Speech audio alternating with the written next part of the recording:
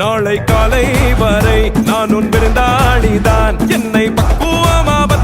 நாளையோட நான் முடி வெட்டி 1 மாதம் ஆகுது. போன மாதம் நான் வெட்டின மாதிரி இந்த மாதம் வெட்டுறதுக்கு வாய்ப்பு இல்லை. காரணம், இந்த கடையில் முடி வெட்டுறது மொத்தம் 2 ஸ்டைலு. முதல்ல இருந்து அண்ணன் அவன் சொல்லுத வேஷையில் சொல்லுத மாதிரி சூப்பராக வெட்டி தருவார்.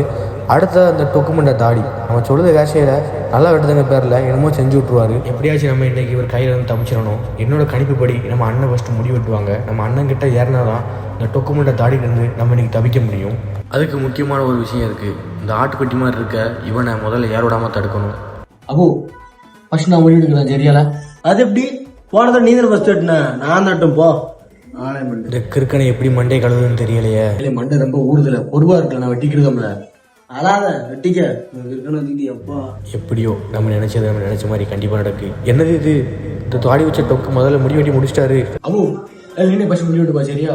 கிறுக்கன நீ விளாண்டுட்டு இருக்கியோ பாரு. நீ ஃபர்ஸ்ட் முடி வெட்டுனா உன் பைசா நான் கொடுப்பேன். வாவ் தேங்க் காட், எப்படியோ நமக்கு 100 ரூபா மிச்சம். நம்ம அண்ணன் முடி வெட்டி முடிச்சிட்டாங்க. நம்ம சமாதானத்தில் முடி வெட்டுவோம் போய் உட்காந்துக்கிட்டு. அண்ணே தம்பி, நான் ஒரு முக்கியமான விஷயமா வெளியே போறேன். மாமா இருக்காரு, மாமா வெட்டிட்டு இருந்தாரு. நான் வெட்டி விடுது வருவோனே. மாஃபி மாலும்